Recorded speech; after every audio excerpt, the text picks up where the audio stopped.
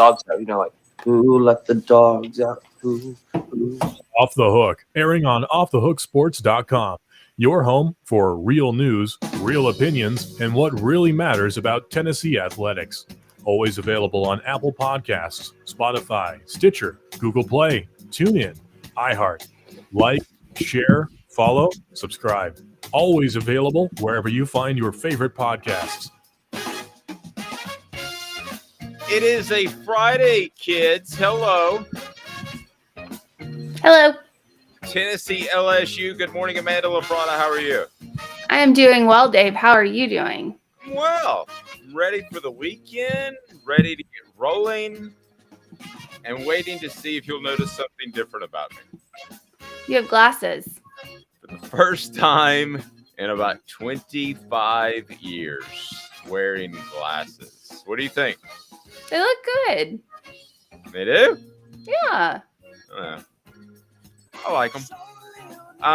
They are, and we'll have a bigger announcement coming, but Campbell Cunningham Taylor and Hahn Vision Center will be joining us as a sponsor, advertiser, and we're looking forward to that. So you have to wear these glasses. So the long-term goal is I'm not going to wear glasses, but these do look good. I'm thinking about maybe getting them once I have my LASIK, getting them put in maybe just clear, because I do think they make me look rather distinguished. And people do that. People wear see-through glasses.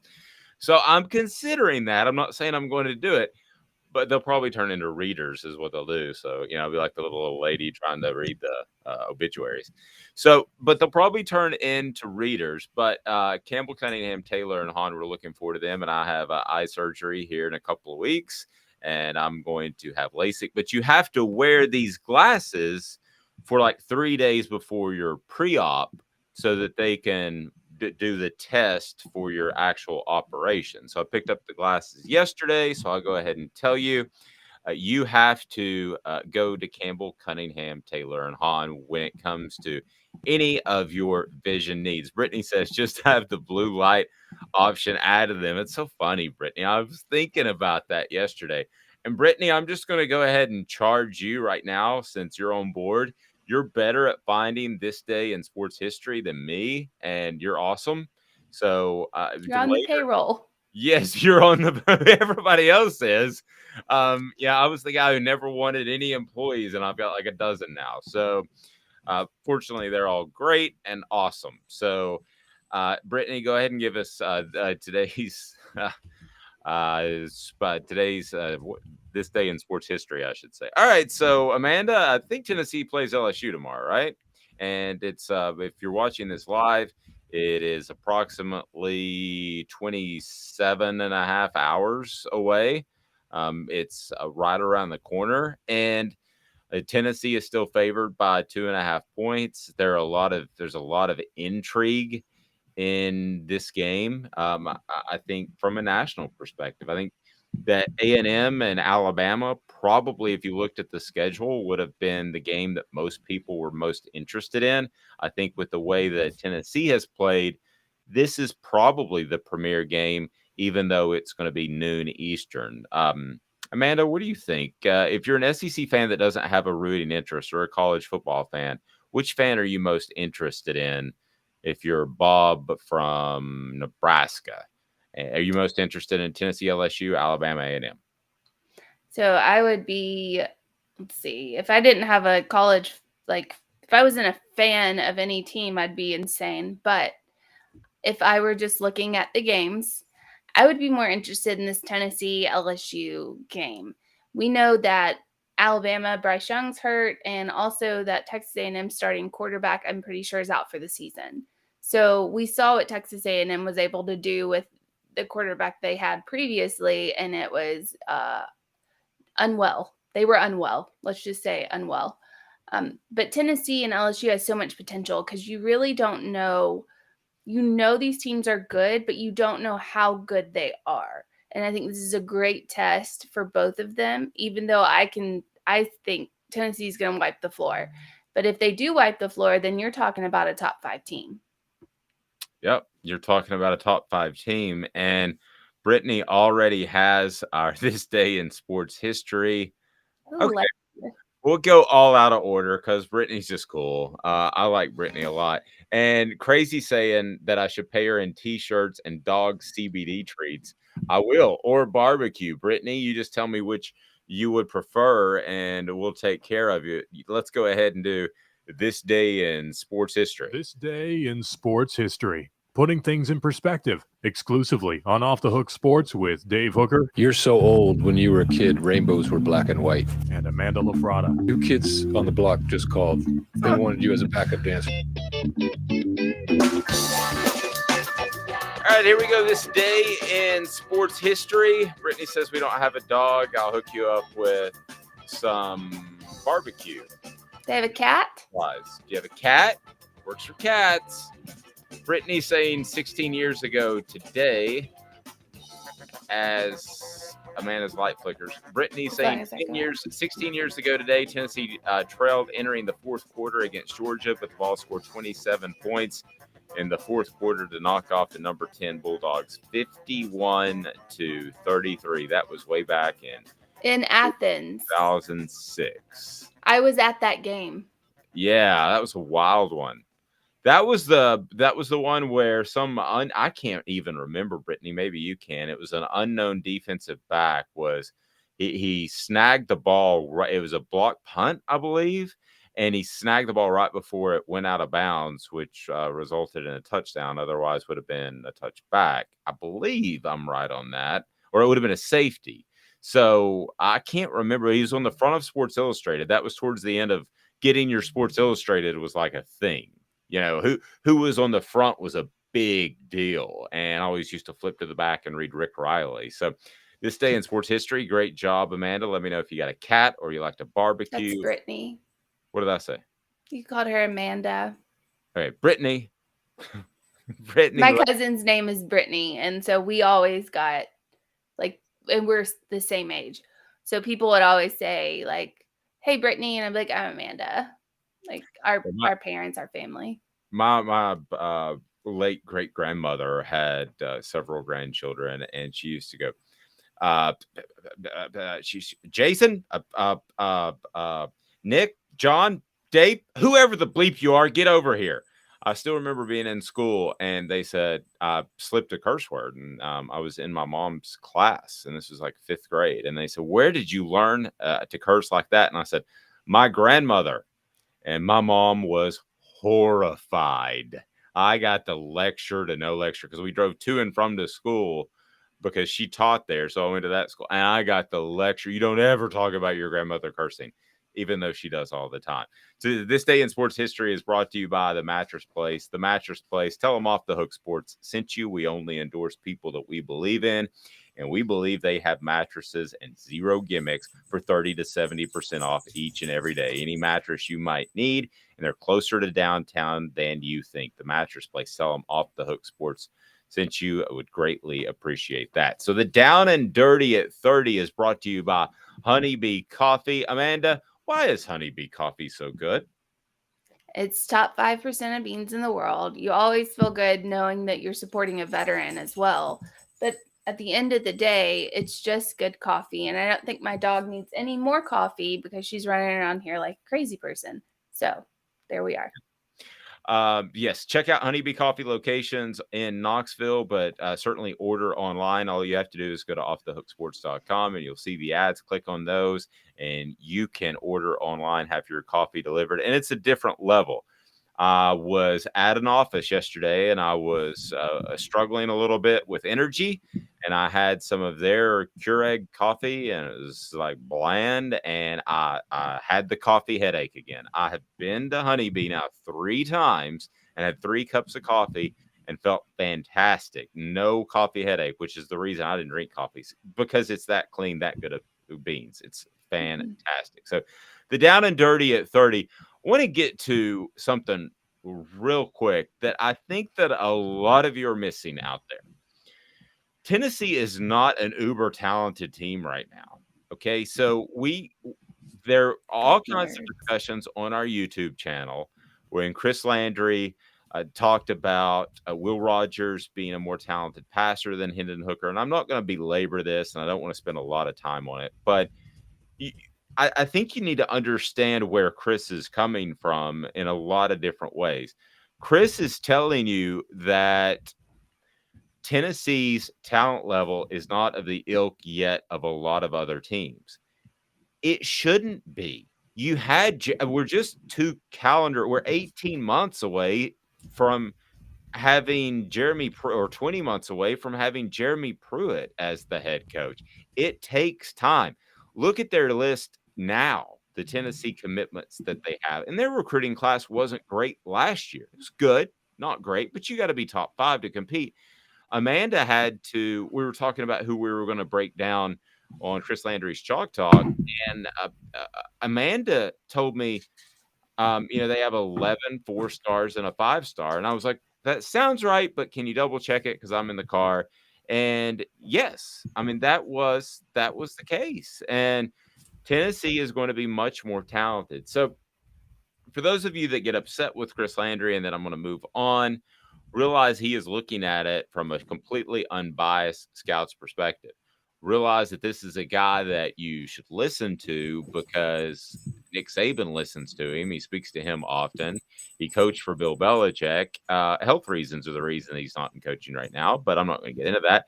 And he loves breaking down all kinds of film. So I can see how that would be more exciting than a week-to-week sort of thing. So, again, I brought him to the table by design because I thought it would give great insight. And I'm going to go ahead and tell you that in the future, not so distant future, he's going to start to talk about Tennessee being more talented, unless 11 of these 4-star guys and Nico bust, which is not going to happen. Just a little insight into recruiting. 50% of the guys end up being really good. 50% don't. You can look at just about any class. So I don't know who it's going to be, but Jordan Matthews was on TV last night. But Tennessee is going to be absolutely fine when it comes to talent, because even the likes of Derek Dooley could recruit at a fairly high level. Now, I don't count Butch because he would call recruiting analysts and have them add stars after he got a commitment from people. He was very manipulative, but That's shocking. It's stunning. I've used the word psychopath. You think that's too strong, but I wanted to address that because sociopath. I wanted to address that because Tennessee enjoy this right now. Even if Tennessee gets hammered by Alabama and Georgia, if Tennessee gets hammered by Alabama and Georgia, if they lose to LSU tomorrow, if they end up with 9 wins, enjoy that, because prospects are going to look at that and say that's a step in the right direction. We're already seeing that. Yes. So enjoy what it is for now, but because Tennessee is 4-0, don't say to yourself, "Oh wow, well they are definitely going to win the SEC East this year and maybe challenge Alabama in Atlanta." They're not there yet, but that is fine, Amanda. That's part of rebuilding the program. Be happy right now, and I know a lot of people. They had a response to us talking about even the potential. And the whole point of the conversation was there's no move that right now you would even think about Josh Heupel making that would be beneficial for his career. Be happy you're not Oklahoma, because I can tell you right now that they have hired a guy that had no head coaching experience in Brent Venables. Think of hiring John Chavis as a head coach. And he has relied on talent, and I know they have an up-tempo offense in place, but it ain't working so far, and they're going to be looking for a new head coach. They are on the precipice of what Tennessee just went through. So be happy you're not that. Now, it doesn't mean you're going to win the SEC East this year, but be happy with that. There, I'm done with that. No, you're fine. They're like, I'm going to harp on Oklahoma a little bit, but they are about to lose to Texas. They play Texas this weekend, and they are probably going to lose to Texas. Quinn Ewers is back. They're more than likely going to lose to Texas, and then we're going to see all hell break loose. I'm just in Oklahoma. It's going to be bad because then they're going to be 3-3. Yeah, but again, like we said, there's an issue, I believe, between Josh Heupel and the administration. So I don't think Oklahoma is going to be committed to Brent Venables for 2 or 3 years. The contracts now lock them in. So again, you're in a great place. You are essentially magna cum laude as a junior in college, and you've got a bright future ahead of you. But it's going to take a year or two. The fact that Tennessee right now is a topic of national conversation for realsies is phenomenal. In Tennessee, And not for mustard bottles. and not for mustard bottles, and not for being a sad story. Enjoy that, appreciate that, and you will compete for championships at some point. I think the scariest person in Josh Heupel and Tennessee's future is Kirby Smart, because I think Nick Saban will probably step down within 4 or 5 years, you would think. And that's when I think Tennessee will be around the competitive level to win a championship. So Kirby Smart's the scary guy. But other than that, what in the future as a Tennessee fan, and we all want things to happen today. There are a lot of things that I want to happen today or tomorrow or next week. Well, it's not going to be like that. And with Tennessee, it's not going to be like that. But that doesn't mean you shouldn't enjoy Tennessee. That also doesn't mean you shouldn't expect Tennessee to go to LSU and win, because I believe if they play their game and they make the adjustments with a bye week and make some improvements, particularly in the secondary, I believe that Tennessee should go to LSU and win. If they go make mistakes like they made against Florida and Pitt, they probably won't. So Dee Williams is a guy that's gotten an awful lot of chatter, Amanda. He was one of the top recruited prospects in the nation out of junior college. And could he have a monstrous impact? We'll see. But I do think it was very insightful, more so than he usually is, when Josh Heupel said he'll be a big part of the game plan. So he's been sidelined with an injury. But that with Warren Burrell out of the defensive backfield, they need a guy that is like Dee Williams, and you would expect that guy to be able to step in and contribute. And Josh Heupel said as much yesterday. Yeah. I mean, I'm going to go back a little bit. I disagree with some of the things that you said. I think Tennessee might be, I know, shocker. I'm like Butch Jones, shocking people left and right. I think that Tennessee might be there now. I know the talent level isn't where it should be, but Georgia is falling flat on its face. And I'll have to see them. I don't even know if they played this weekend. I think they do, but no, they do. They play Auburn. Sorry, just kidding. I'll have to see them against Auburn, but if they played like they've been playing, like against Missouri, and it's going to be bad. So I don't know exactly what's going on there, because they have all the talent in the world and apparently are just not using it correctly. So that to me is more of a coaching thing rather than it's, the players and the talent level. At least with Tennessee, you have a coach. You have a coach that knows how to coach and knows how to get his players to play for him, because look at where you are. I would have never thought Tennessee would be in this position, 5 years ago.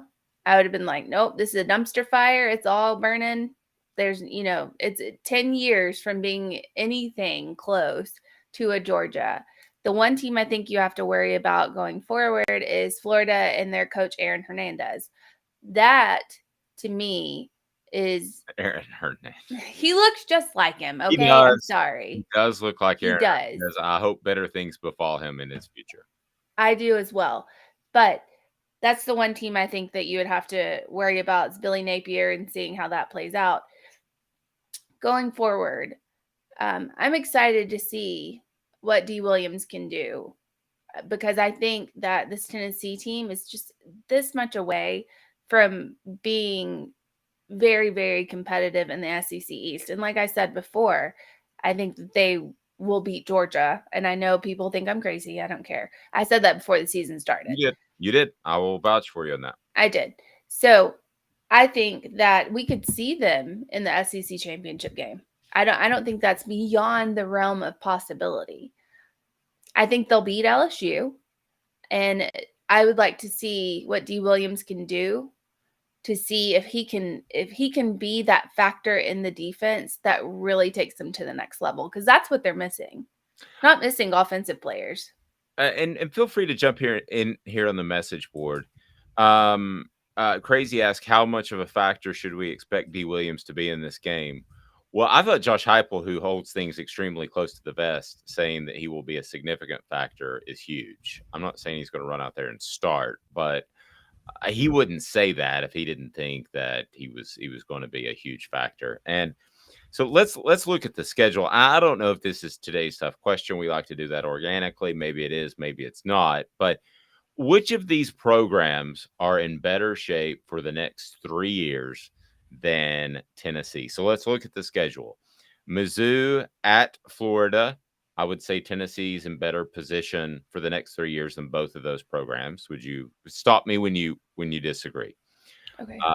Arkansas at Mississippi State. I think Tennessee's in better position for both of those teams. That'll be a noon start. This is an interesting way to break down the schedule, which I've never done before, but I kind of like. I think Leach leaves Mississippi State. Yeah, and he could end up just getting Wisconsin. Well, that would actually be a really good fit. I would be happy.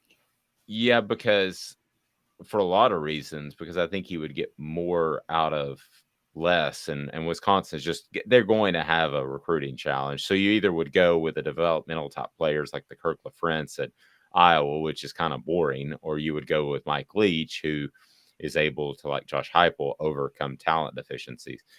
Arkansas at Mississippi State. I would rather be Tennessee in either of those positions. And I'm saying this for anybody here that's followed my career. Some of you are too young because I'm old. I'm pretty unbiased. I'll tell you what I think. Auburn at Georgia. I'm not going to say that Tennessee is in better shape in the next 3 years. And Amanda's picked Georgia to win. She may disagree, but I think Tennessee to win. You like Tennessee to win, but do you like Tennessee in the next 3 years? Over Georgia? Yeah. Based on what I'm seeing right now, yes. Okay. I mean, they could be. People think they're automatically Alabama Part 2, but they may not be. They may not be. They may be just like that Herschel Walker team that won a championship, was supposed to win the next year and didn't, and then suddenly it's 30-some years before they win another. Ole Miss at Vanderbilt. Listen, Lane Kiffin is already trying to get out of Oxford. I can promise you that you would rather be Tennessee than either of those programs for a variety of reasons. South Carolina at Kentucky. I would rather be. Go ahead. Oh, I just said yikes. I mean, Kentucky might beat Tennessee this year. That Mark Stoops has built a solid program, but somebody eventually is going to come calling. Now, he turned down the Florida State job, but somebody is going to pull him away. And I believe that Tennessee has better facilities. So long term, I would rather, next 3 years, I'd rather be Tennessee than South Carolina, Kentucky. A&M and Alabama, I think Jimbo Fisher's obviously in the hot seat. I think now that Texas is in the SEC, they're going to revert back to second fiddle in that state. And Alabama really depends on Nick Saban. I mean, as long as he's there, you would rather be Alabama. But, I mean, of all those programs that I just listed, Tennessee is in as good a shape for the next 3 years as anybody, with the exception of, in my mind, not Amanda's, Georgia. And I think we would both agree on Alabama as long as Nick Saban's there. But again, when he decides to hang it up, who knows the next coach they'll hire? They hired a bunch of bad coaches before Nick Saban. So Dabo. I don't know if that move. I don't know if he makes that move. He makes that move. I mean, I know he played there and I know all that, but I look at what he's got going on at Clemson. I don't know. Maybe he's more apt to make it now, but he's built something there at Clemson that they're able to compete in terms of resources with other teams. And I remember covering a camp at Clemson. I think it was the first camp that I ever covered that wasn't at Tennessee way back in the 2000s. And I thought that I had no idea that facilities were that much different. So he's built facilities now, and he has the resources to recruit like he wants to. So I don't know if you can phrase something around with today's tough question on that or not, Amanda, or you want to go the direction of the game this weekend. That would be probably the easiest way out. Do you like Tennessee big, barely? Do you think Tennessee loses? I will leave that up to you. But you kind of putting you on the spot because you have all the time it takes me to play this element until you decide. By the way, I love my glasses, but they're a little difficult to wear with headphones. They went away. They pinch my ears with headphones. So, all right, I love my glasses, but here we go. We do our research. Have you done your research? We're working like heck. Today's tough question. What's the real debate? You sipping my Soupe Guadalupe? Exclusively on Off the Hook Sports with Dave Hooker and Amanda LaFratta. You drinking my sake, Kimosabi? Oh my God. Brittany's saying, I don't see us dropping one to UK at home this year. Brittany, I'm with you. I'll roll with that. I'll take it a step further. I think over the next 2 or 3 years, you're going to see Tennessee's talent level be much better. And while I got a lot of respect for a team that's more ground and pound in this day and age, and I love what Mark Stoops has done there, I don't think Kentucky is competitive with Tennessee year in and year out in the next 2 or 3 years once Tennessee gets some talent in place. I just think there's going to be a significant difference there. All right, Amanda, what are we going today's tough question, which today is brought to you by Pedigo of Chattanooga. Pedigo is locally owned, and Pedigo is where you'll be treated like family. The region's foremost electric bike experts. They put their hearts into helping you find the perfect electric bike and get the most out of it for many years to come. And with Pedigo, that brand, you know that you can get it serviced right there. If you buy one online, then you're going to really struggle to have any sort of service on it. They are fantastic. So, Amanda, what about today's tough question? What are we doing here? We're going to go with, we could cop out. We could take the easy way out and say, how many, points do you think Tennessee will win by? Or do you think LSU? Blah, blah, blah, blah, blah. But I'm saying, which SEC team? I think we're going to go with what you were talking about, because I think that is a very good question to pose. So which SEC teams do you think is in better shape than Tennessee in the next 4 or 5 years? You'll say brighter future? We can do that. Yeah. I'm interested to, it's like if you had to pick one, which program has a brighter future? Trevor asking, how do you like those headphones? I love them.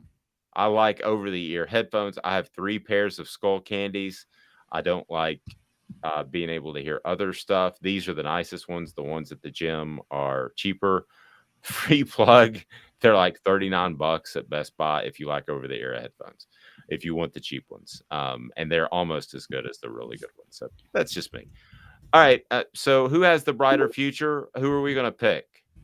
What team? Florida, Georgia, LSU, because Brian Kelly's there, and Kentucky. And how about you? No, because I want to have an option for them to say none, because Tennessee should be an option. How about if you had to pick one? Nobody wants to do that. Nobody wants to do that. You figure it out. You're better at that. Caleb Calhoun will join us next. What type of impact will Dee Williams have? It could be quite monstrous. Big Orange Philly is a great place to watch the game, and you can watch it this weekend in a family environment with a lot of fun. We're talking about karaoke, billiards, and more. Big Orange Phillies is your home in North Knoxville, right there on Maynardville Pike for football. Back in 2 minutes with Caleb Calhoun. What impact does Dee Williams have? Gary Viles here. I want to personally invite you to North Knoxville's newest sports bar and restaurant. It's Big Orange Phillies, located in Black Oak Center. And yes, folks, it's happening in Halls. Big Orange Phillies offers family-friendly environment with homemade meals and the best deli-style subs around. Billiards, darts, jukebox, shuffleboard, and cornhole, and a full bar. We also offer valet parking on weekends and during special events. We even have a covered back patio. It's happening at Big Orange Phillies. We want, we need, and we appreciate your business. Hi, Mike Davis here with City Heating and Air, reminding you to always dare to compare. Our team provides quality local heating and air service, installation, and maintenance across East Tennessee. We use only the best equipment like American Standard heating and air conditioning for your residential, new construction, or commercial needs. Honesty, dependability, and customer satisfaction have been the cornerstones of our business since 1961. City Heat and Air. Dare to compare. This is Al's Dish Barbecue Supply, so come on in and see all the different rubs and sauces we have, plus a complete line of Green Mountain grills. Don't be overwhelmed. We have plenty of help so you can produce the best barbecue and amaze your family and friends. Barbecue is America's food. We'll do what we can to bring you all the best products. We're Al's Nest Barbecue, where Chattanooga goes to grill.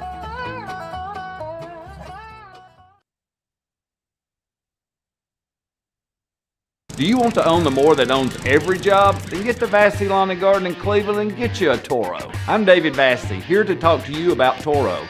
With a Toro Zero Turn, you'll get more out of every minute and you'll reach the finish line faster. At Vassey's, we like to say, no matter if you're mowing 3 acres a week or 11 lawns a day, homeowners and business owners alike find confidence in equipment they can trust from top to bottom. Vassey Lawn & Garden, Highway 60 North in Cleveland. Man alive, it's worth the drive. Welcome back. What was that? I don't know. Working up some new jams. Spencer said just watch a video of that media guy you have on all the time. Media guy. Yeah, are you talking about Chris Landry? That's what we were talking about, Spencer. That's what we're talking about, but I'm not going to get caught up on that. So, Trevor's saying that's my case for Tennessee giving Georgia the most. Sorry, let me go back. To me, Kirby has yet to truly be challenged year in and year out to get to Atlanta. I know I'm biased, but I think Tennessee can get an offense that can do what Bama did to UGA last year in the SEC championship game. Yeah, I mean, I think that's quite possible. I think you're looking at a couple of years in the making now. Amanda said that she likes Tennessee to beat Georgia this year. I'm not willing to go there, but do I think ultimately that from a schematic standpoint, Josh Heupel has an advantage? Absolutely. Absolutely. I do believe. Now, the recruiting thing that's a whole nother ball of wax. So what do we settle on for today's tough question as we bring in the uber talented Caleb Calhoun now? So we settled on today's tough question: which SEC team has a brighter future than Tennessee? And the 4 options are Florida, Georgia, LSU, and none. I'll take Tennessee. Okay, I went with Georgia because I think Kirby Smart's going to have talent there. So even though I believe Josh Heupel's a better schematic coach, unless they're able to pull the big trio to go, and Caleb would know this, going back in history, was Jamal Lewis, Deion Grant, and Cozy Coleman. When they pulled those 3 out in the early 90s out of the Atlanta area, that was like, boom. That was a game changer. Then you started getting the Fred Whites of the world. You started getting other guys. You also had a guy there named Jim Donnan who looked like he had trouble buttoning his shirt in the morning. So I don't – that's a totally different thing than Kirby Smart. So what about that? Of those 3 teams, who would you say locked down has a brighter future as of October the 7th, 2022, and we're looking at the next 3 years? Caleb, who would you say out of those 3? I'm sorry. I'm super high on Brian Kelly. I've said since January when he was hired, Brian Kelly is the first coach with any semblance of competence at LSU since Nick Saban was there. And that is, I can't stress enough, that's the easiest place to win in America. Like, you don't need a brain cell to win a national championship at LSU. And I think Brian Kelly is a pretty good offensive mind. And it's just, you don't even need a plane to recruit at LSU. You need gas money. You need a car and gas money. And you don't really have to drive an hour either way, and you can build a national championship team. It is I can't stress how easy it is down there. No, I agree. And the kids, like I've said before, are more loyal there than any other state. Because Sorry, what'd you say, Amanda? Before the NIL changes everything. I agree that the NIL is the one factor we don't know about yet. And that, again, if Brian Kelly had taken this job 10 years ago, Nick Saban would not have his dynasty right now. I would just say that, even though I think Saban's a better coach, but I can't stress how easy LSU was to recruit. Louisiana is the best football state in the country. Like, there's really not a close second if you go per capita. It's top 4. I think it's number 4 in just numbers games, but the states ahead of it are Florida, Ohio, and California. Those are 3 of the 5 biggest states in the country population-wise. And then here's little old Louisiana, that's number 4. It's I don't know why, but the football there is insanely good. And like Dave said, they don't leave the state. NIL might change that a little bit, but none of us really can predict how NIL is going to go in the future because there's so many factors in play. So based on the factors we know exist, because I mean, yes, LSU is not going to compete with a Tennessee or Texas in NIL, but they might have enough NIL to keep NIL cash on hand to keep Louisiana kids in state. I agree with Spencer, who said that was a fantastic point by Amanda, and it was. The NIL, we don't know what that's going to be in 3 or 4 years. We do know that it sounds so weird to say, but the reason I would disagree with you on the most talented state, it would be Florida, in my opinion. It would actually, you could take South Florida in and of itself, but you have so much competition between Florida State, Florida, Miami. So I'm with you that Louisiana is the easiest place to win in terms of talent. But you know what sounds weird, a lot of those corporate dollars that are being spent in Knoxville to pay the Jacob Warrens of the world, who I heard on radio when I was driving around one day, and who is a part of our program. Those corporate dollars, anybody in Knoxville knows that you want to be associated with UT football. What's the difference in Louisiana? You might spend those corporate marketing dollars with who? You might spend them with the New Orleans Saints. That might be where some of your dollars go. So Tennessee is an exclusive college town, whereas the state of Louisiana is not. So great point by Amanda on the NIL dollars.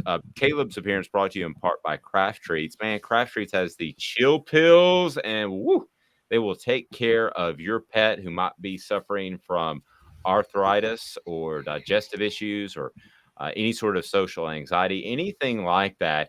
You go with the chill pills, and the chill pills are available at crafttreats.com. And don't forget, you save 20% at checkout with the exclusive code Off the Hook. The exclusive code Off the Hook.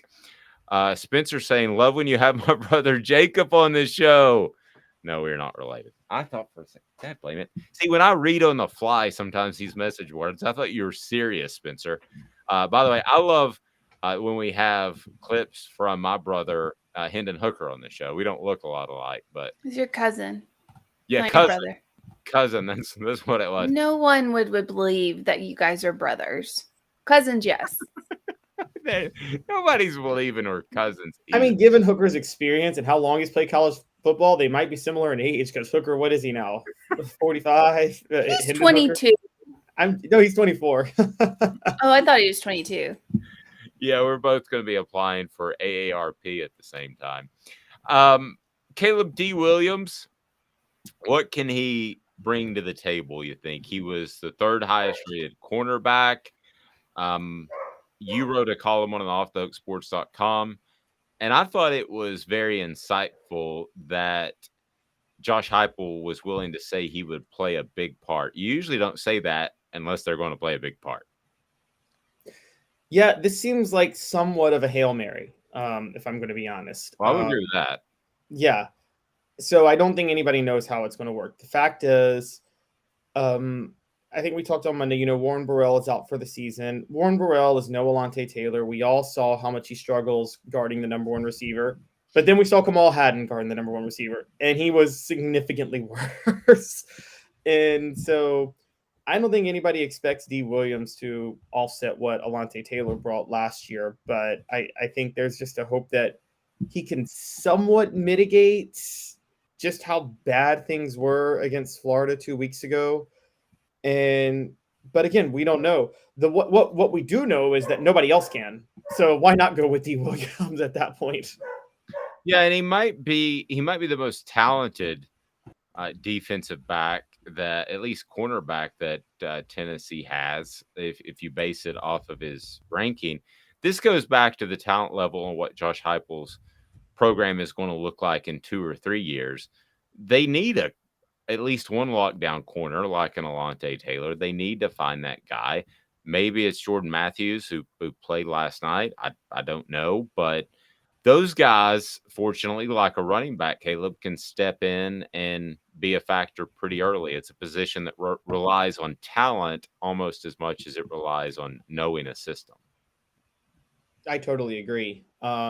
Particularly that funny enough, some of the other cornerback spots in the nickel and the safety relies a little more on understanding of the scheme, but number 1 cornerback is pretty simple. You got to stay with the best receiver on the other team and somehow find a way to hang with them. And yeah, we'll see how that goes. I really thought Christian Charles would have been that because of his speed, but he just hasn't shown it. And I don't know what's going on with Brandon Turnage. So, it looks like Dee Williams is their last hope with Warren Burrell out. And, if the only thing you could maybe say now is Jaden Daniels is still mobile. We talked about this on Monday, though. Tennessee is going to have a lot more chances to bring pressure than they did against Florida 2 weeks ago, just because Jaden Daniels is more of an east-west runner. And they're going to have to rely on pressure a lot more throughout the year because and hopefully for them, when they start to face other quarterbacks, it won't be as big of a deal. But, I don't think – say hypothetically they get the break and don't face Bryce Young next week. Alabama's got a mobile quarterback as a backup quarterback. Is Will Levis the last pocket passer they're going to face this year in the SEC? I don't know what UT Martin's got rolling out, but I think so. Yeah, so that's going to be difficult because you're going to have to focus on containment the rest of the year, which is going to mean you can't bring pressure the way you want to. And that puts a lot of pressure on the cornerbacks who, like we're saying, just aren't that good. So in this Tennessee LSU matchup, we've seen, I can't, Boutte, we've seen him not be very successful this season. And I don't think it's because he doesn't lack the talent. It's because his quarterback just straight up won't throw to him. So how do you see this playing out? Do you think that Boutte will actually get some recognition against this Tennessee secondary that's pretty depleted? I mean, your goal, yeah, I will say, even though I say the ultimate goal is winning the game, I think Tennessee's defense owes it to Cedric Tillman to not let Kayshon Boutte touch the ball, because I thought it was an absolute travesty that Boutte was first-team All-SEC over Tillman in the offseason. It was the most disrespectful thing the all-SEC media voters did. And I don't know what they were smoking when they put him over Tillman. I put Tillman first, just FYI. I put There you Tillman at go. number 1. Yeah, I got to vote. We did our votes together, and we weren't smoking anything because we were packed in the car headed back from Atlanta. Well, I could not believe Boutte was put over Tillman. And I think that it is owed to I do. I know there's a little, it's kind of like that Michael Jordan, I took that personally moment. I think Tennessee's defense owes it to Cedric Tillman to take that personally and not let him touch the ball at all on Saturday. Similar to, I go back to the 98 national championship game. I think one of the greatest moments was Peter Warrick got all the talk leading up to that game. And Peerless Price was the star receiver in that game with 199 yards receiving, and Dwayne Goodrich held Peter Warrick to 1 catch for 4 yards.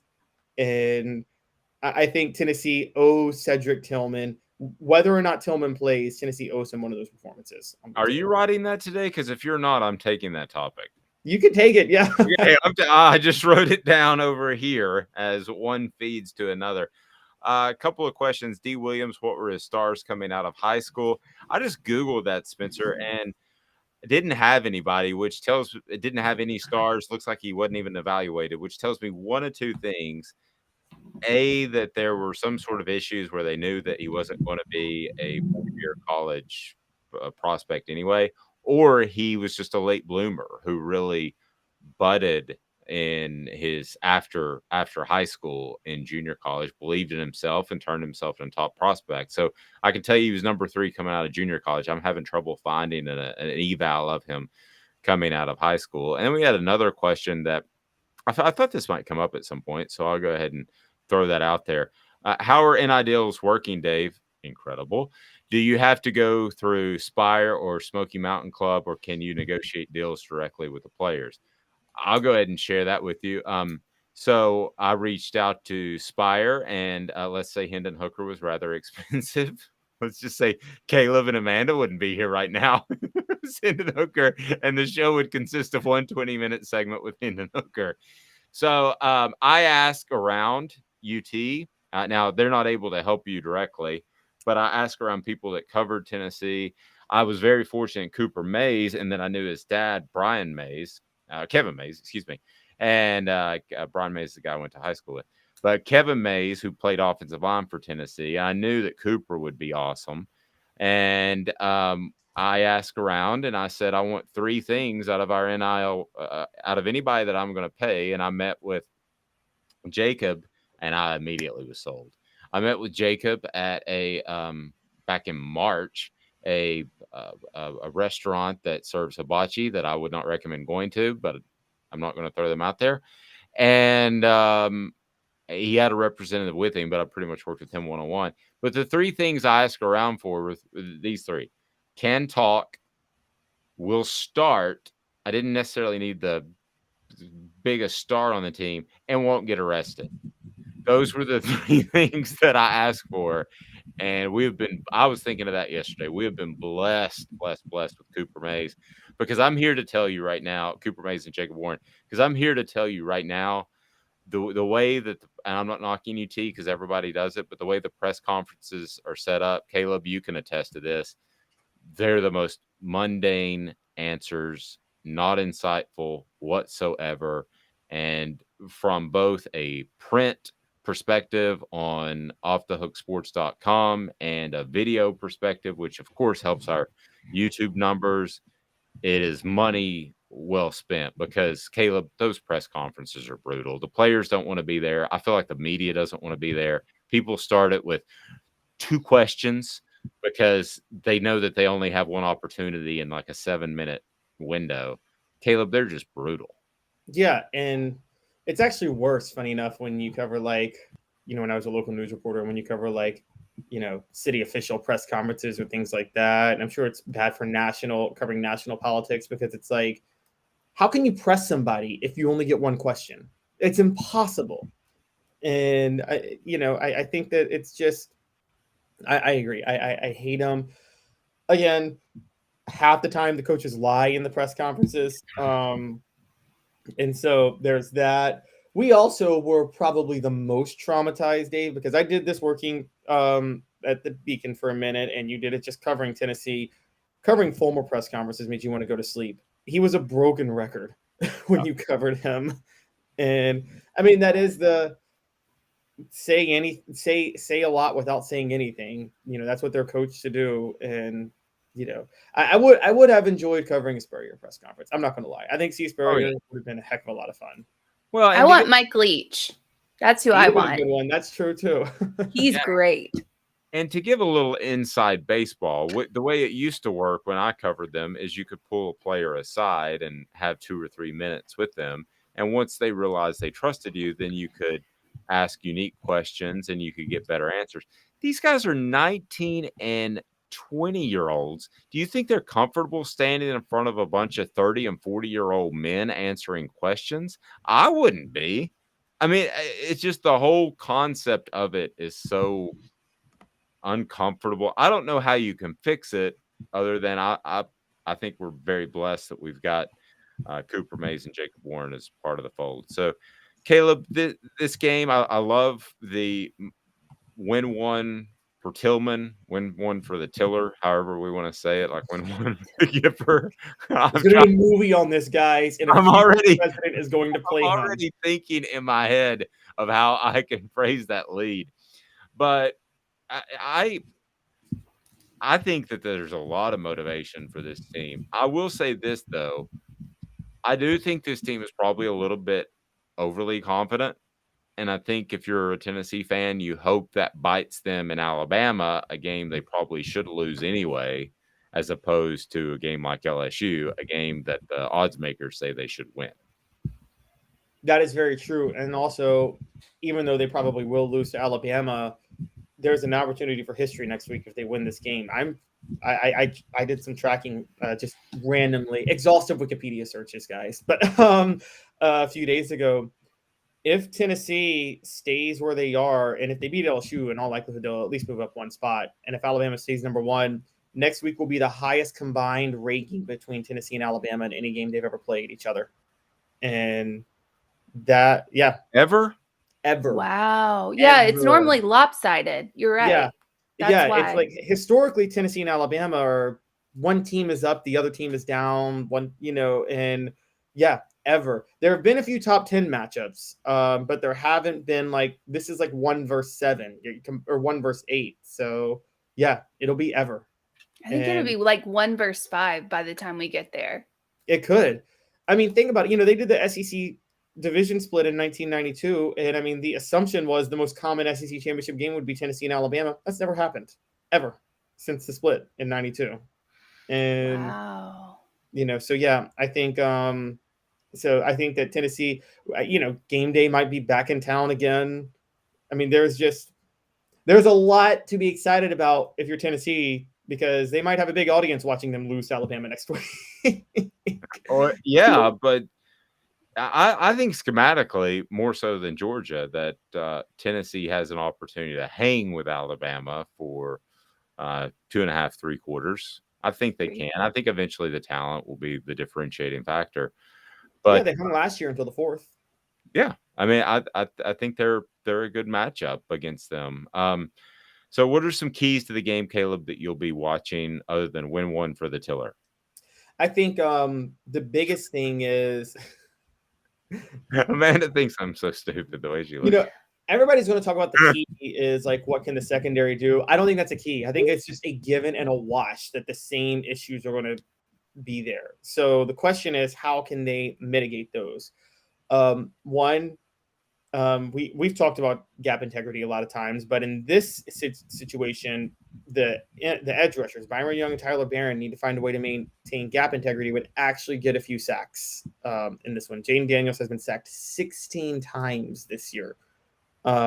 He's a couple of guys I know at LSU say it's more the play calling than Daniels, but I don't know. I've watched some film. He doesn't have good pocket presence at all. No, and he doesn't throw the ball downfield. When's the last time? I can't remember if I talked to you or everybody else because it's Friday and it kind of just jumbles in your brain. When is the last time you've heard of a head coach saying this guy needs to force the ball down the field more? Usually it's the exact opposite. He needs to protect the ball more. But Brian Kelly said that this week. Yeah, exactly. Which is why Jaden Daniels' 0 interceptions is not the same as Hendon Hooker's 0 interceptions. They're nowhere near the same caliber in that regard because Hooker does take shots. Hooker's still smart with the ball. He still protects the ball. But Daniels, you're right. He takes no chances. Has no pocket awareness. And the difference between him and Anthony Richardson is, one, Anthony Richardson was bigger. So you had to contain him up the middle because he was going to be a north-south runner. But two, no one debated that Richardson was at least aggressive. And I think that I agree. I think Jaden Daniels, I think your best chance is you need Byron Young and Tyler Barron to really get pressure on him. And then you need Jeremy Banks to be and Aaron Beasley to be able to be the ones to maintain, I guess, keep him contained. But you got to turn the edge rushers a little more loose. You also need, on the other side, I think a big matchup is the guy to watch is Brew McCoy. particularly with Tillman. Now, Brew McCoy, I think Ramel Keaton's a little bit too skinny, what I say. He's a little bit too light. I think he's only 190 pounds, 195 pounds. LSU's press man coverage, Brew McCoy is the guy that can make them pay for that. Because I don't think LSU can jam Brew McCoy at the line and get away with that. And so I think you're going to see a lot of opportunities for Brew McCoy to make a lot of plays on Saturday. Interesting. Go ahead, Amanda. I see Jalen Hyatt as being a factor in this game. That's just me. He's kind of like a sneaky, like you don't know he's there until he's there. He like sneaks up on, I feel like, defenders a lot, and he plays at a lot of different, like, you know, slant routes, stuff like that. He plays a lot of different things, and he's dangerous. That's how I feel. Brew McCoy's kind of big, so you see him coming. Jalen Hyatt's like, woo.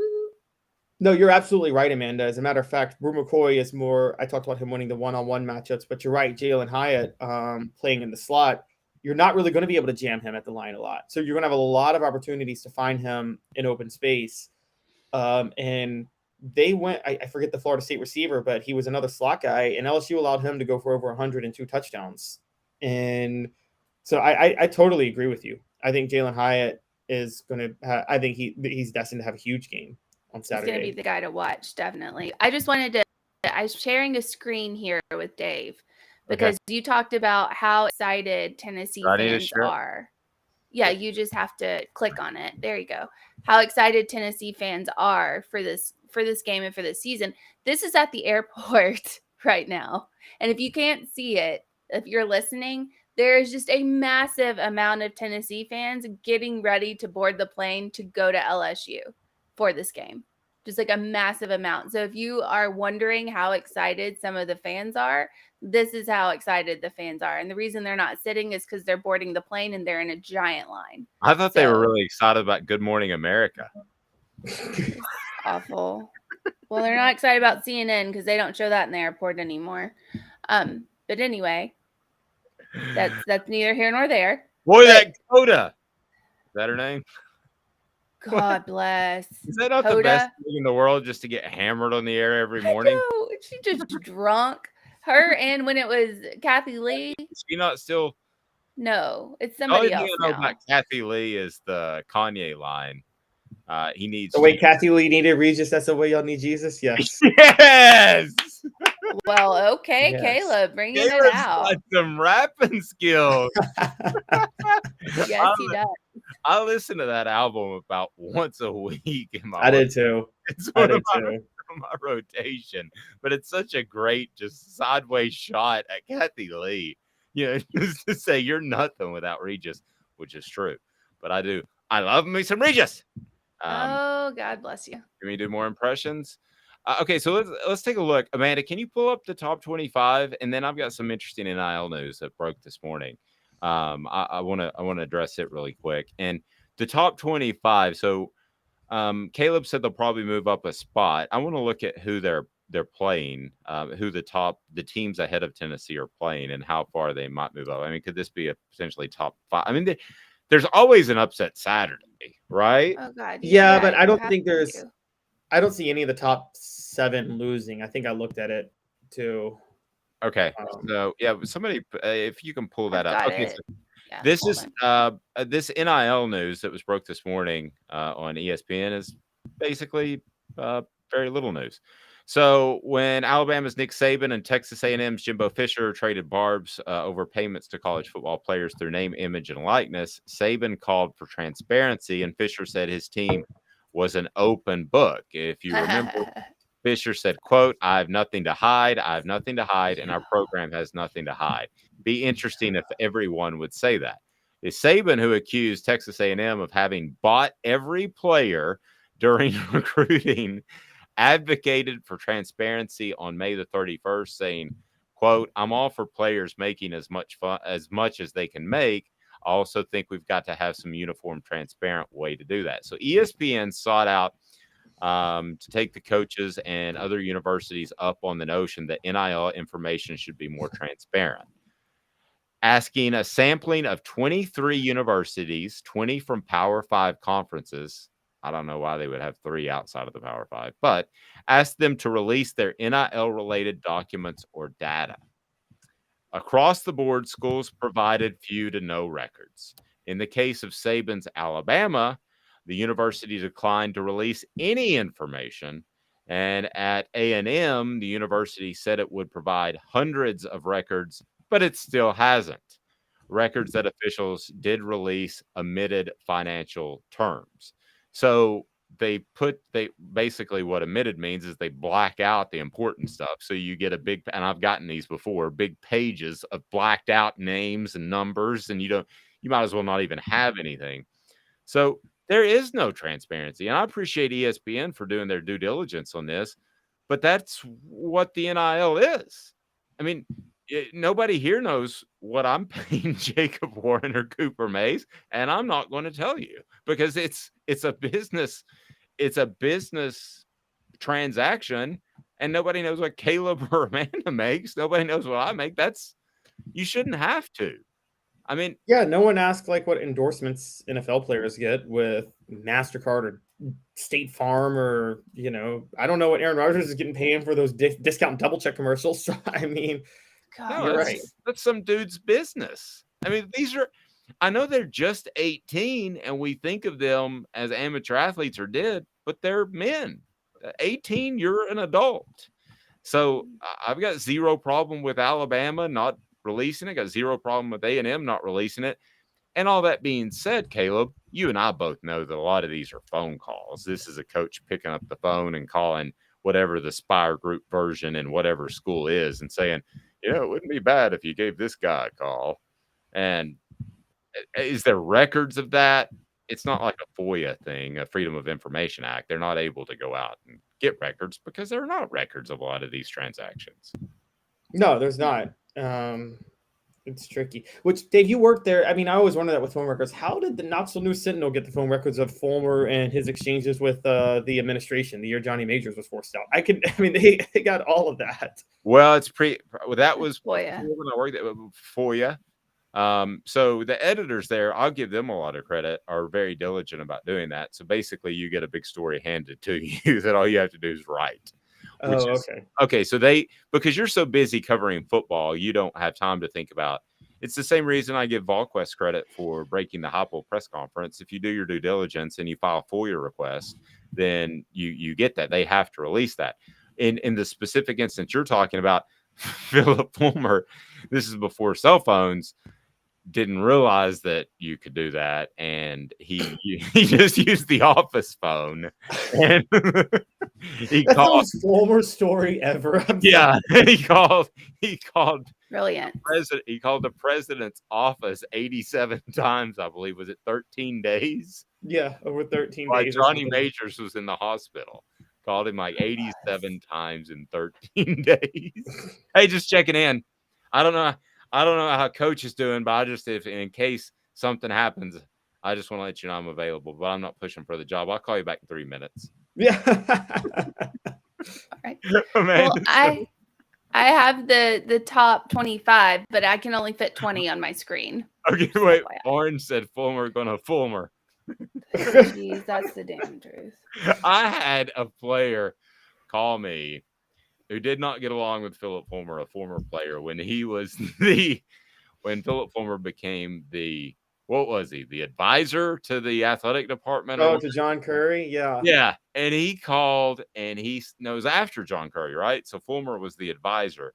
And he said, you watch by the end, this was a Tuesday. He said, by the end of the week, he'll be the athletic director. And I had not even thought about it. And I thought to myself, this guy still has an axe to grind. It's not going to happen. Sure enough, that Friday, he was named the athletic director. If you remember. So yeah, Fulmer loves UT. Fulmer loves Fulmer. Fulmer loves Fulmer just a little bit more. But I mean, you got to kind of respect the savviness. That was a little bit savvy. Yeah, it was a bad move on Tennessee's part to go with a former coach instead of a CEO. It was. Yeah. Okay. So let's put the top 25 up there for those that are listening. Run it down, Amanda. So we're talking about we're getting way ahead of ourselves. I hope Tennessee's football team isn't doing this, but but we're getting way ahead of ourselves. If Tennessee were to win, what would it mean for the potential matchup Tennessee-Alabama? So we're going to assume Alabama beats A&M in a revenge game with or without Bryce Young. But the rest of the top 25 is too small. I can't see it, Amanda. So I don't know. I know it's some of our stuff is covering it, but one, you have Alabama against Texas A&M, and the Texas A&M starting quarterback's out, so there's that. And Bryce Young, I don't know that Texas A&M can really stop that many people. I mean, Arkansas made them look a lot better than I think they are, because Arkansas just made that many mistakes. So Texas A&M is not, I don't think they're very good. I gave them in like a top 5 ranking in the SEC, but only because of the way they squeaked out the wins that they've squeaked out. You have Georgia at number 2 playing Auburn. The way Georgia's playing, what? They're not going to lose. Well, the way Georgia's playing, I don't know. I mean, they played against Missouri and almost lost that game. So we'll see about that. Ohio State's playing Michigan State. That's not going to be a thing. Michigan's playing Indiana. Also not going to be a thing. Clemson's playing Boston College. I could see that being a thing, if at all. You have USC playing Washington State. I don't see that being anything. Oklahoma State 4-0 playing Texas Tech. I could see them being upset by Texas Tech. It's just me, just my call. Tennessee playing LSU. Ole Miss is playing Vanderbilt. If you don't take care of business, Ole Miss, you got problems. Penn State at... Wait, that doesn't make any sense. So CBS Sports has Penn State playing Michigan. Oh, that's the 15th. Okay, never mind. So Penn State has an off week. Bye this week. Yeah. Yes, Penn State's on a bye. Utah playing UCLA. That could also be an upset. Oregon playing Arizona. Not likely. Kentucky is going to beat South Carolina. We know that. NC State versus Florida State. And we can go on and on and on. But I think we only need to look at 8 and above. Right. So 8 and above, you could have Oklahoma State getting beat. You have Clemson getting beat. Possible that Michigan gets beat by Indiana, but I doubt that seriously. No. So as the top 3 goes, the only one I could see is if Georgia continues to play like Georgia's been playing. Auburn's a dumpster fire. We all know it. But if Georgia continues playing like they've been playing, where it looks like they have no idea what they're doing when they step on that field, then I could see Georgia losing to Auburn.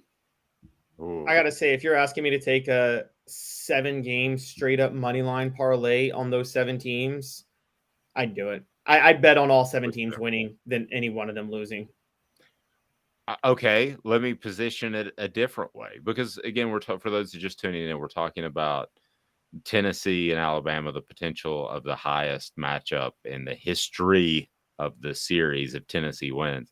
So if I made you say that you have to take the field of all the favorites, or that there will be one upset out of that group, what would you do? Oh, yeah, I'm taking the field of all the favorites. That's what I meant. Yeah. I'm taking the one upset. I would take the one upset. I don't know. I have upset. zero idea who it is, but it's just college football. Oklahoma State, Texas Tech. Texas Tech. That would be my upset pick. Oklahoma State. Okay. I just got burned by Oklahoma State. I was so certain they were overrated, and I'm like, Baylor's going to beat them. And then, Coach Gundy is a man. He's 55, and he he is a man. He is a man. Not a child. Does Harsin save his job if he wins tomorrow? Probably. I thought there were the 3 best bets out there. And Caleb, you like to gamble, and I don't. But before the season, I thought the 3 best over/under bets, and they say don't make those bets because you tie your money up. I get it. Was Tennessee at 7.5. I thought the over. I thought Alabama at 10.5. I take the over. And that's an easy over. I thought so too. I thought the Tennessee one was too. And then the other one was Auburn. I saw early at 6.5. And I was like, is that 6.5 that Harsin keeps his job, or that they win 6.5 games? I thought that was an easy under. The 3 of all of them that I thought were the strongest were those 3. I changed my upset, by the way. I changed my upset. Okay. Number 5, USC will drop to Washington State. That's my upset. Interesting. They only lost to Oregon. USC. That could be interesting. Okay. As far as the best of those, I actually agree with you, Dave. Those were probably the 3 best. I was a little hesitant on Tennessee because I put a lot of stock in FPI rankings. I guess I shouldn't. Yeah, that Alabama 10.5. Have they won fewer than 11 games like any time in the last decade? 10-2, I think 2019. But is this just the regular season, or is it including bowl games? Oh, that's true. I think that's it was not. It was not including bowl games, but it could potentially include an SEC championship game for everybody. Oh yeah, that's right. So then, yes, I think 10-2 is the last. Well, I can't remember. I don't think Auburn's going to help themselves with an SEC championship win, though. No, I'm pretty sure they're not going to be able to pull that off. Auburn should have lost to. I mean, the crazy part is I thought Missouri was a dumpster fire. Missouri, but though was like 2 plays away from like being like the hottest team in the SEC right now. If the refs get that false start call right on that 4th down last week, because Georgia was moving before they snapped the ball on that 4th and 1, and if their kicker can actually make a dead center field goal, we're looking at a Missouri team that's 4-1 right now and just beat Auburn and Georgia. That's insane. Caleb, keep up the great work. We'll follow it on offthehooksports.com, and you and I will chat after the game on Saturday. We'll be live post-game. Stick with me for 2 minutes, and you need to know something about Vols Automotive Group. It's about integrity. They want, they need, and they appreciate your business. And coming up next, Coach Lance. So we got some message board bingo. We're giving stuff away. Stay tuned. Folks, Gary Viles here, Viles Automotive on Callahan Drive. I've been selling cars here in East Tennessee for 27 years. In that time, I've come to realize it's not about the car. It's about you, the customer. So I'm here to take care of you just like family. Good credit, bad credit, you name it, we can get you taken care of. If we don't have it, we can find it for you. We go across the country to get any vehicle that you want. And here at Viles Automotive, we don't believe in fake numbers. We just give you great deals. And as always, we want, we need, and we appreciate your business. Do you want to own the more that owns every job? Then get to Vassey Lawn & Garden in Cleveland and get you a Toro. I'm David Vassey, here to talk to you about Toro. With a Toro Zero Turn, you'll get more out of every minute and you'll reach the finish line faster. At Vassey's, we like to say, no matter if you're mowing 3 acres a week or 11 lawns a day, homeowners and business owners alike find confidence in equipment they can trust from top to bottom. Vassey Lawn & Garden, Highway 60 North in Cleveland. Man alive, it's worth the drive. This is Steve Rain. I own the Midnight Oil and Michelin Tire Direct service station here in Ottawa. It's not a fancy place, never has been, but it's a clean place with clean restrooms and good folks who work here. We sell gas and fix cars, nothing glamorous, but we love what we do, and we're going to keep doing it for a long time to come. There's not many real service stations left, and that's a shame. We're the guys just like the guys back in your hometown. We'll fix your tire, change your oil, and put a new set of Michelins on your car. If you want a Twinkie, you'll just have to keep on going. Thanks for the business.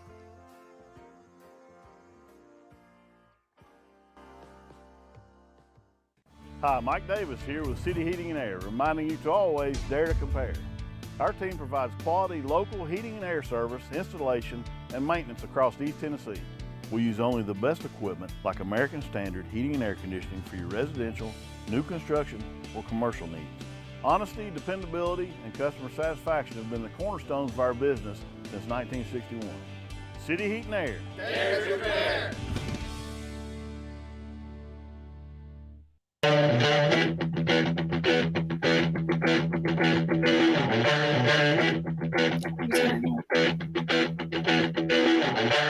Please allow me to introduce myself. I'm a man of wealth and taste. I'm a king of rock. The none higher. Coach Lance is old enough to. No, he's screaming Rocky. Oh, hey, Alexa, stop. She just plays it all the time. I'm not even asking her to do it. She just does it. Again, you just say Rocky Top, Alexa, and there you're off and rolling. So, Coach Lance, how are you, sir? I'm doing fine. Dave. It's Friday. Tomorrow's a Big Orange victory down in Baton Rouge. So I'm feeling good. You guys looking good. Hey, look at my shirt. Look at that. It says Hooker. I like that. Hey, I see you a large, but it looks like it's a little too big. Are you a medium guy? I might be. I'm not a real big guy, but Not a real big guy. Well, you're picking the healthy alternative. I used to be a really, really big guy, and you don't want to do that. It's bad for the ticker. Coach Lance, let's go ahead and get your thoughts before we get to a little bit of message board bingo. Okay. Your thoughts on Tennessee and LSU, how you see this thing shaking out. Well, I'll tell you what. Let's fire up the gumbo and get Garth Brooks because he's calling Baton Rouge, telling them that they're about to get hookered. Okay. And I wrote a little ditty from Coach Garth Brooks's song. You remember that song? Baton Rouge, yes. Calling Baton Rouge, yeah. Yeah, I changed the words. Hello, Samantha dear. I hope you're doing fine, and I hope those Bayou Bengals have a good defensive line because Hendon Hooker's coming down to score half a dozen times. In Baton Rouge. A lot of music on the show in honor of Loretta Lynn, who passed away yesterday. So we'll give a tip of the cap to her. Coach Lance, as far as I'm curious what you think about last names. My last name, the Tennessee quarterback's last name is Hooker. What's the better last name, Hooker or Boutte, as LSU wide receiver Keyshawn Boutte has? Boutte. I was thinking Bobby Boucher, see, from the Water Boy. But Hooker is clearly the better last name. I mean, it's not even close. It's not even Depends on how you play. If you play like Boutte, then that's a problem. I've been around my husband too long. I'm sorry. He tells dad jokes, and it's rubbing off on me. I like him. Wait till you've been around your husband for your significant other for 30 years, which is about to happen for me. Then it's a whole nother level of been around somebody too long. God bless you, Shandon. You've been married longer than Amanda's been alive, I bet. No, I'm 36. It's not. We haven't been married for 30 years. Our first date was 30 years ago in December. Okay. But same thing. I'm old. I think that's ultimately where it ends up, right? Is I'm old. All right, so let's play a little message board bingo. All right. And then message board bingo is an opportunity for you to win stuffs, and you win stuffs by beating not me today. On Fridays, you have to beat Coach Lance. So Coach Lance we're going to give him 10 seconds to answer, and then if you can answer first, then we are going to hook you up with what today? How about we'll let you choose. And we'll let you choose between how about some craft treats, chill pills from craft treats. Trevor's like, let's go. Trevor dominates this thing. Trevor, I'm going to have to just exclude you from this fun game. But I won't exclude you. I can't help that Trevor's better than you are. What if they nicknamed Josh Heupel the pimp since he's got a hooker? Anybody ever thought about that yet? I think about it every day, honestly. I don't know why we haven't taken that. Yes. We both have T-shirts, Coach Lance, and both missed the boat. Yeah. I don't know. I think maybe having a coach say that the college quarterback works for him for money might be a. Well, he does. Yeah, but calling him his pimp. I feel like a racist card could come in there at some point. Oh, you know I what didn't mean? see that. I don't even. Yeah. I say stuff sometimes that people. I really don't.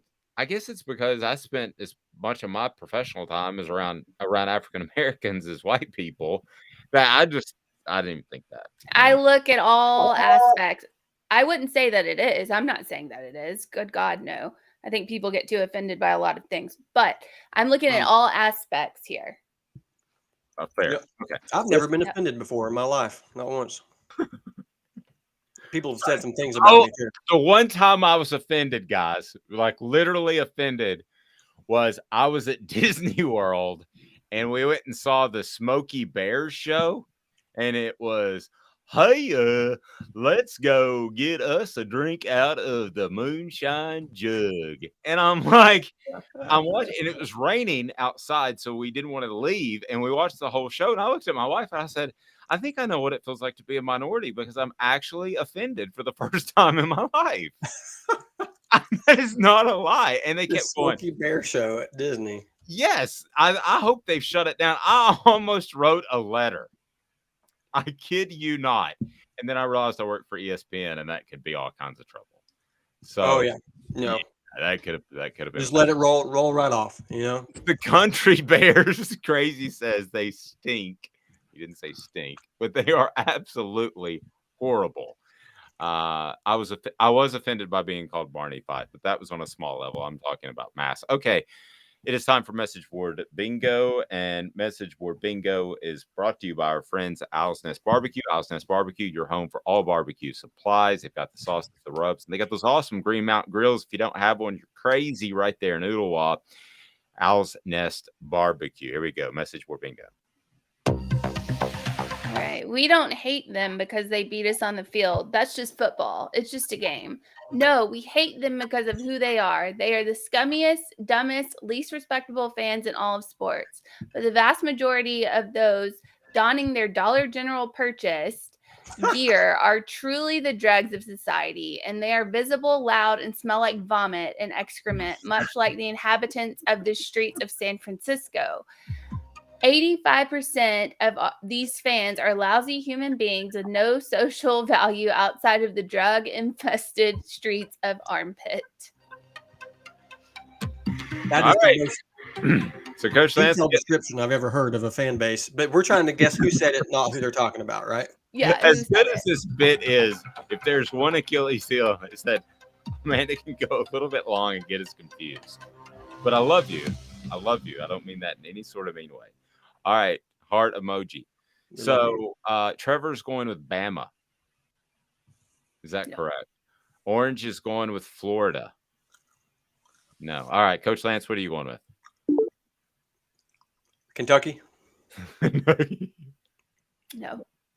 The Dollar General is what got me on Kentucky. So I don't know. Who is it, Amanda? It's Auburn, and they're talking about Georgia. Okay. Auburn, and they're talking about Georgia. Talking Okay. about- really? Let's Yep. work in another one because we got to get to Jonathan Crompton here. So here we go. Here we go. Message board bingo. All right. At this point, it's so hard to predict who our next coach will be now that annoying Wisconsin went and copied us again. It wasn't bad enough that they stole our identity on football, but now they fire their coach 2 weeks after we fire ours, and they're already going after the same coaches we are. Okay. I'm glad Coach Lance on Fridays has to defend the crown. I have no earthly idea who this is. Nebraska's the only thing Nebraska is what I'm thinking about, but I don't know. It is Nebraska. Okay. Orange. Okay. Orange Sea Lion. You can email me. You are the first to win. Everybody got that one except for me and Coach. Well, Coach Lance did get it. So email me and I will hook you up with your choice. We can go with the chill pills from Craft Treats, or we can go with the barbecue supply pack from Owl's Nest Barbecue. So how about that? All right, Coach Lance. So what have you got cracking? Anything new? I know you're just crushing on social media. You're a superstar waiting to happen. I call you the next Caucasian Eddie Murphy. You're that talented. Without the leather, you're just that good. So what do you got? I've got leather pants. Yuck. Yeah. All right. What do you I'll got? wear them next time on the show. Amanda's like, please don't do that. So yeah, I got a video coming out later today. You're gonna love it. You may not know this, but I actually interviewed for the LSU head coach job last year before they hired their current coach, and so I'm going to release a video of that interview, and it's going to be real interesting. I'm excited. Stay tuned for that. Tag me on the tweeter. Will do. What you got there? Oh, this is a bottle. Somebody asked me what bottle was behind me. It looks like What is it? Apple Jacks. It's something I used to make these, and it's a Green Bay Packers bottle. It's made out of Crown, and it's painted, and it's got lights in it. But it's Green Bay Packers. It's my husband's. She had a lot of free time before she met me. Booze. She drinks during the show all the time. It's just lights are inside it. Coach Lance, I look forward to the video. You're a great man. See you guys next time. See you, buddy. We got to get to Jason Bye. Crompton, who scheduling mistake. Oh, he's wearing his orange. Jonathan, how are you, sir? I'm good. How are you? I'm well. Do you have a Hooker T-shirt yet? I do not. Oh, Need one. Yeah, I need one. Trust me, I'll wear it all the time. Okay, let me write down because it's not for me. It's the quarterback, right? That's why they sell so well. So there you go. And I can't get attacked by the university for licensing. So because it's my last name too. There you go. Yeah. Look at the positives. I got some stuff. So all right, what size are you? You look like an extra large. Yes, yeah. Okay. Okay, so you send me, and I'll get your mom one too. So just send me the sizes, and you've got my email, and I'll have them shipped out today. My wife loves shipping out shirts, by the way. That's her favorite thing. Nice. She doesn't. Jonathan Crompton, how do you see this matchup at Tennessee LSU? There's some specific questions I want to ask you about Hendon Hooker, but also want to ask you about Jaden Daniels of LSU. Yeah. But how do you see this matchup going? I mean, well, preseason wise, I predicted us winning, and I'm still going to go with that. I'm not sold on LSU yet. I'm just cut straight to the chase. I don't know. They don't throw the ball very well.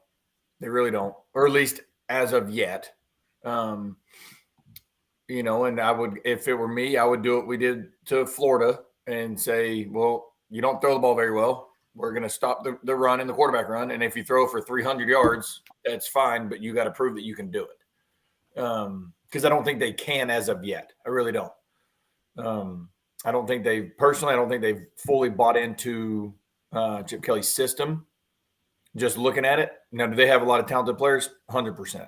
Right, Kelly, yeah. Sorry. But they've got talented players, but I don't think that they're clicking yet. And it also, I look a little deeper. I'm wondering at LSU, when do they ever play at noon at home? You know what's funny about that is, it's very weird. They actually are 8-0, but you have to in their last 8 games. But you have to factor in, John, they're playing lesser opponents. So the fact that this game slipped to the noon slot is unusual, and I think helps Tennessee.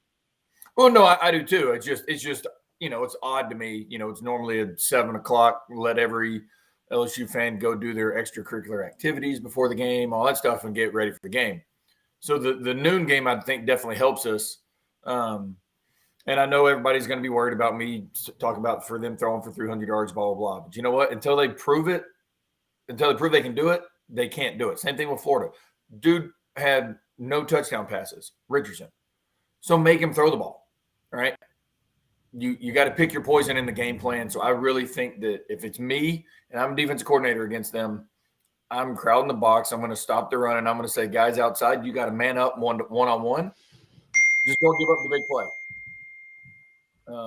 And that would be, like I said, that would be what I would do, because they have not proven that they can consistently throw the ball and move the ball down the field to win games. I agree.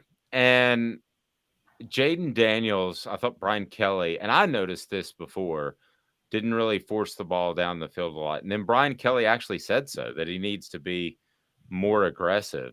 That's kind of the opposite of most quarterbacks. Most quarterbacks want to throw it downfield, and you hear coaches say, protect the ball, protect the ball, protect the ball. But he's saying, hey, dude, let it go. Have you been around or coached any of the players in your camps that maybe you're like, you're being a little too conservative?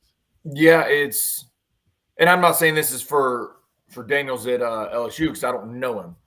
But from my experience with that, it's typically guys that are afraid to make a mistake. They don't want to mess up. They just want to be, quote unquote, perfect. Well, man, football's not perfect, right? You got to be efficient, but you got to take what's there. Sometimes the deep ball is what is there. It's not always, obviously. But I don't think that they do a good enough job of that. I really don't. And I don't think they've played phenomenal teams yet either. Florida State's probably the best team that they've played. But I don't think their strength of schedule at this moment is what we're used to LSU having, or, with their opponents. Auburn is not Let's call a spade here. Auburn's not very good, right? No. So I mean, it's not like the typical LSU Auburn matchup last week. Let me ask you a question, John, because I've talked to Lane Kiffin. I know what you went through. I thought there was a period of time you were afraid to make a mistake. Can you? And that wasn't because of Kiffin. That was because of the previous people. Right. Yes. There was a lot of negativity around the program then. Right. So, was there a time that you were? I mean, and that's what I'm saying. I mean, we're all human. Yeah. It goes, and a lot of that is it's a 51-49% on who it's on, depending on how you want to do it with ratios. But the coaches have a lot more impact on players than people think as far as the mental state. There's a lot of stuff I can't say from behind closed doors that would go on. But you got to have a coach that is, and I give Kelly credit for saying we got to push the ball downfield more, and letting him know, hey man, it's okay to take a chance. Sometimes your dude's got to make a play too. You know what I mean? Whoever it is out wide.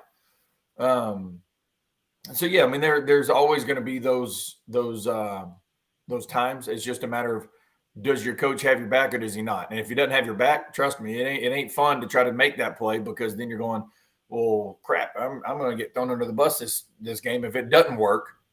If I'm scrambling and trying to make a play, blah blah blah. You know, there's a lot of things that go into the game.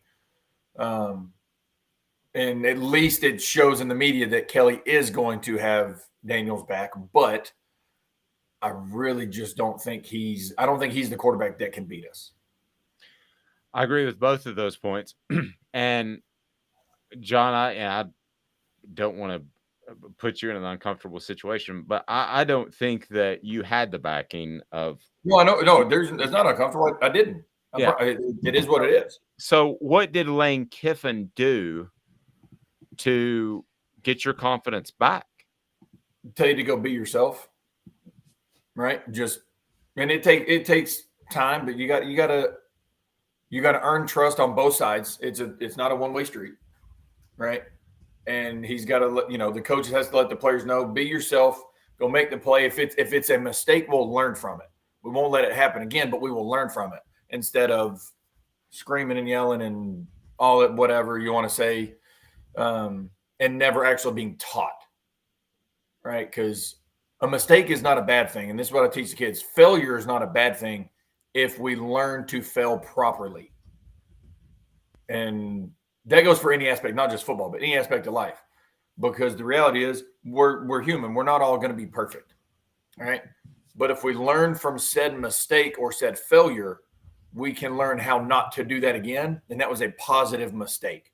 But if you keep doing the same thing over and over, well, that's the definition of insanity, right? That's where you're not getting better. And I feel like that's where those quote unquote mistakes were never fixed, where the same play was called the same times throughout the whole career, and the same batted ball or interception or whatever was happening, because it wasn't, hey, how do we correct this? How can we change our read? It was, well, you got to throw the ball here.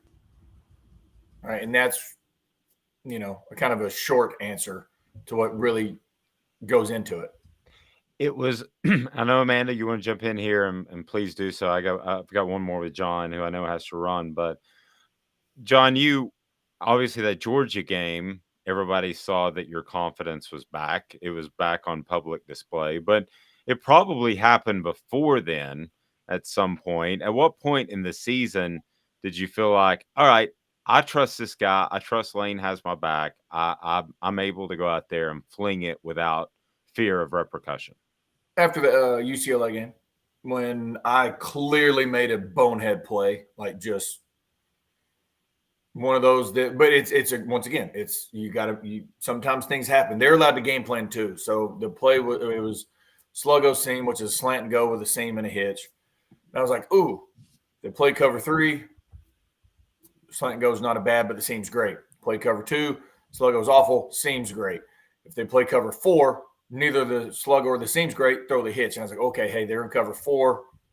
I'm throwing the hitch.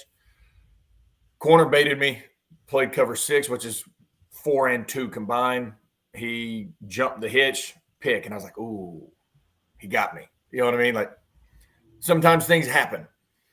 So we go to the media, and normally Lane went last, and he goes, "Hey, I'm going first." I was like, "All right, cool, whatever." Go in there, and straight up says, "Whoever asks about said interception will never be allowed in here again. We're not doing that. That was my fault. I should have done a better job as a coach, play calling, to understand they were going to play that coverage on that part of the field, blah, blah, blah." Comes off and he goes, "Hey, man, you know you messed up. We're going to learn from it tomorrow. Don't do it again. We'll correct and figure out the tips on how that is, blah, blah, blah. And you won't be asked about that question." I said, "Oh, never had that before," right? Once again, we both knew it was my fault.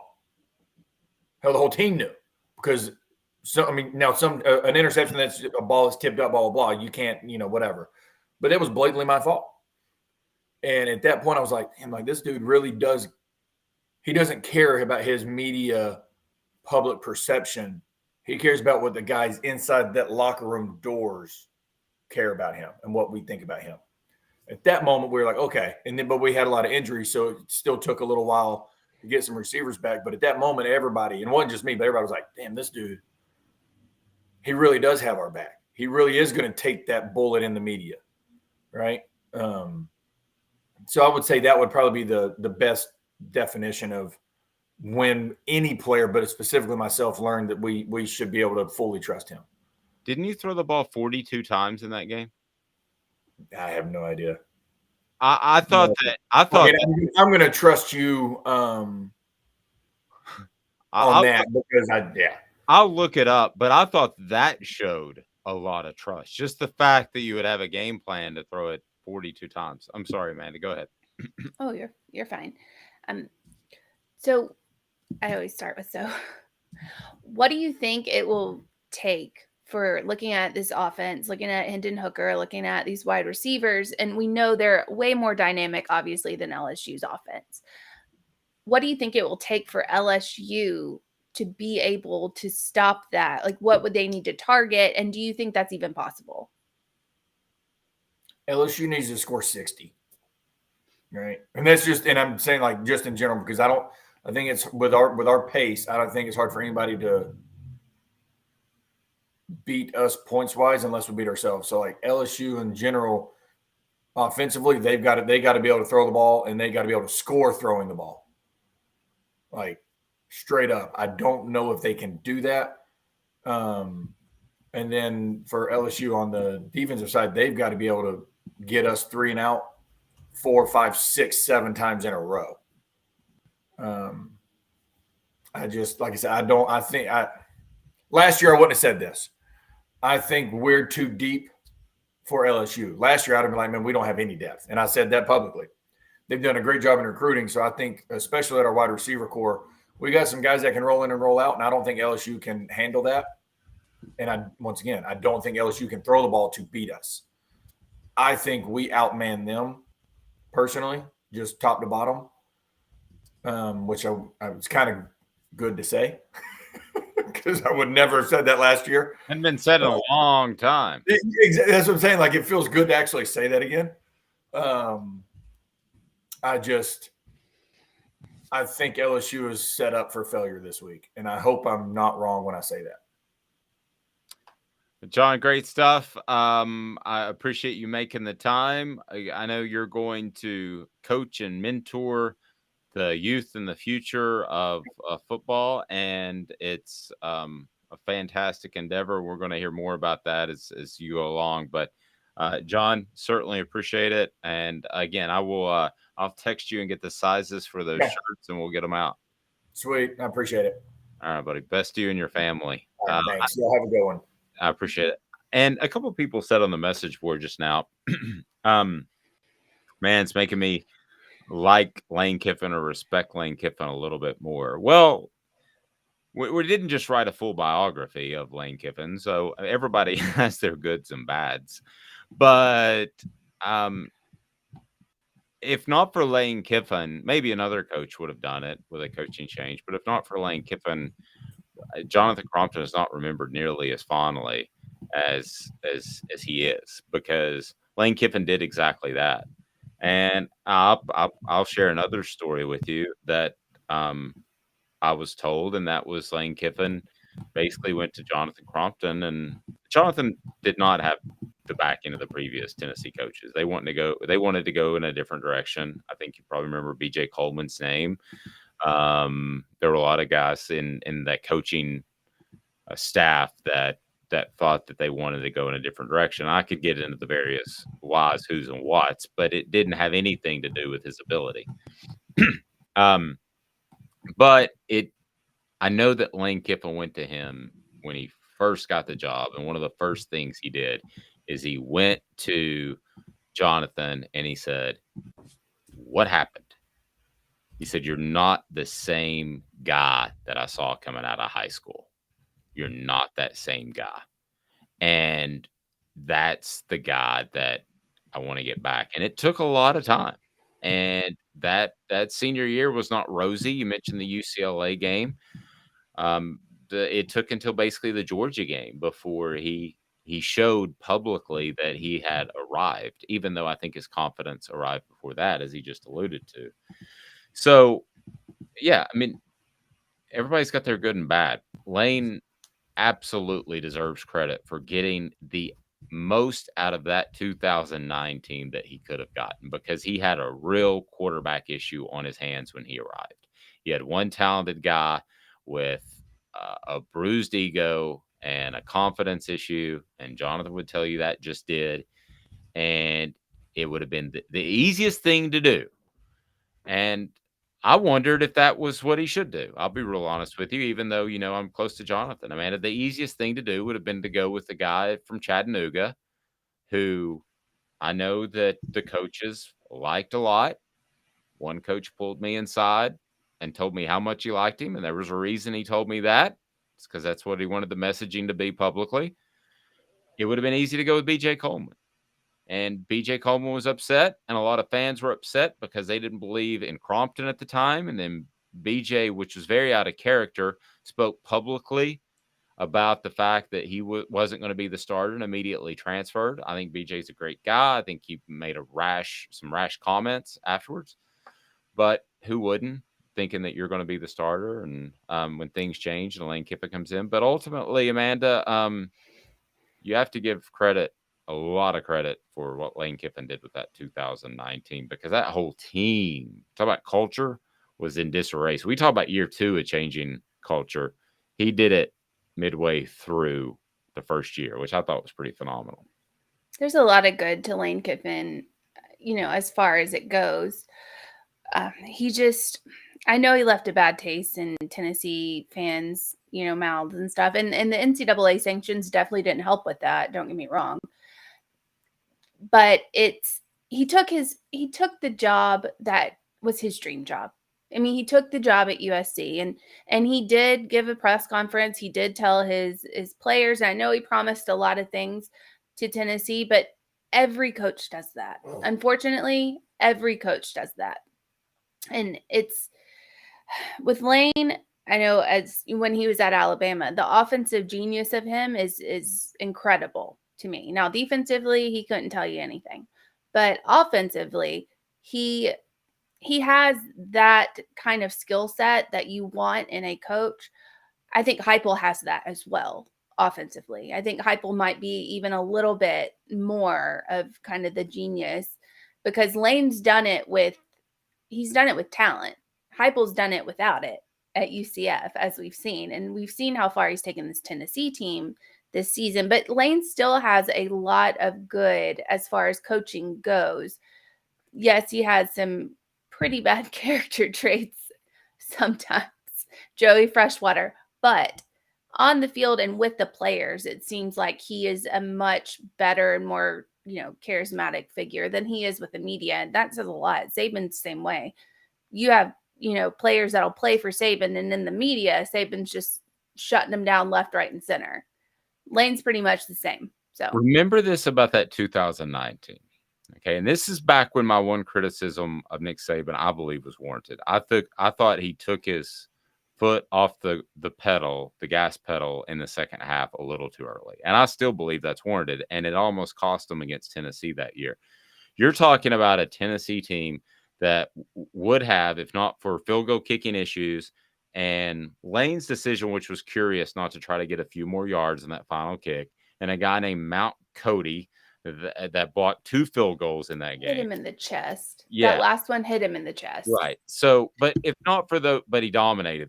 It was flat. Oh, yes. Yeah. There were all kinds of problems with that field goal. And Lane should have tried to pick up about 10 more yards because there were 12 seconds left and he let it run down to 2. Nevertheless, you're talking about a team that almost beat Alabama in Tuscaloosa and pounded Georgia. I mean, that's for year one, that's pretty good. And I'm not saying that Lane would have gone on to great success. I think there are all kinds of potential pitfalls. Maybe shoulda, coulda, woulda. But as far as having his players back and being an offensive mind, he's right up at the top. Final predictions, score predictions for the Tennessee LSU game. I'm absolutely awful at this, but I'm going to say that Tennessee wins. I'm going to say 37-26. 37-26. So I think that LSU moves the ball, but I think they stall at times in the red zone and they end up kicking field goals. So 37-26. Brittany has Tennessee 31-17 over LSU. Spencer has 34-28. Brandon has 45-24.